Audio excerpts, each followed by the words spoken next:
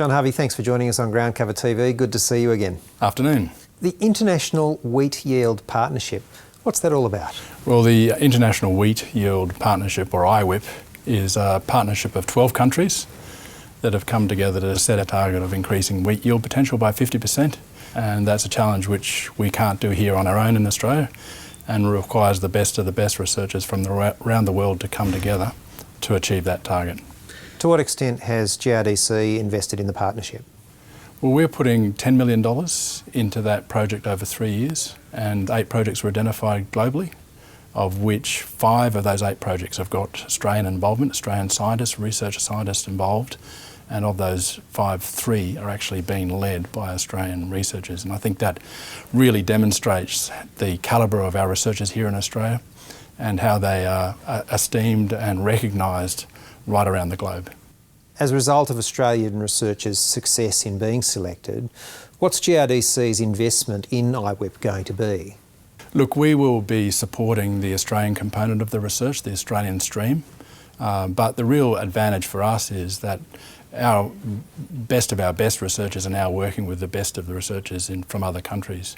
So bringing that effort together, I mean, these challenges are bigger than any one country, they're bigger than one organisation. So building that international collaboration, getting these people to working together really gives us a much stronger confidence that we'll actually be able to achieve that really ambitious goal of increasing wheat yield potential by 50%. Where does this kind of research fit into GRDC's overall strategy? About 40% of our portfolio is in what we call the longer term investments which typically involve international collaboration, but other sort of technologies that will give you that sort of improvement in yield, like the 50% we're aiming for here. We've got to be investing for those sort of returns and on those scales, and that's really looking to the future, looking to the current growers that are currently farming in Australia, but also the next generation coming through, and making sure that they've got the tools, the genetics, to ensure that the Australian grains industry continues to be profitable right through into the future. Tell me about that problem. Have we run out of steam in pursuing yield improvements with the genetics that we have? Well, if you look back over the last 20 years in Australia, wheat yields have doubled over that time frame, but it's not good enough. We can't stand still. We've got to be looking for new genetics. We've got to be looking for varieties that have that higher yield potential.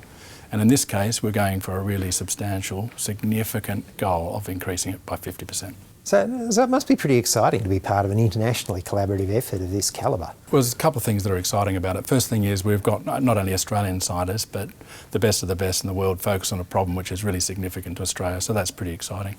It's great to see our researchers here in Australia being recognised on the international stage for their skills and their expertise.